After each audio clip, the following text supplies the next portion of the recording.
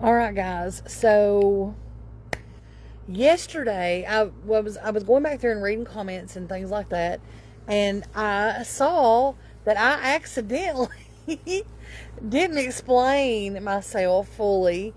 When I was working on Bannon's shirt, I was using a brush to help me get the mixture down into the fibers, and the brush that I was using caused a lot of controversy amongst the viewers, okay? This brush that we're talking about is this brush. This looks like your standard issue toilet brush, which is probably technically what it really is, but that's not what it is here. This is not in this house. This particular brush was purchased to clean mason jars. And I chose this one because most of them don't have a solid handle like this. And this is very sturdy. It gets all that stuck on stuff off of it. And I can just shove this in the jar and give it a couple of, these right here around the sides, and then pull it back out, rinse, and we're done.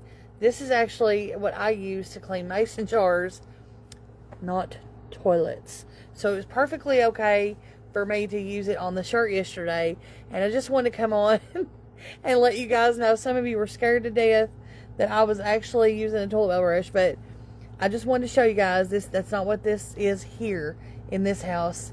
It is a mason jar slash cleaning, not toilet cleaning, but just, whatever cleaning brush. But yes, mostly for mason jars. As you can see, there are no poopies. But yeah, I can see where it kind of would catch people off guard, and I should have thought about it, because it does present itself as a toilet bowl brush, but it has never seen a poopy turd. No, not one. Not one.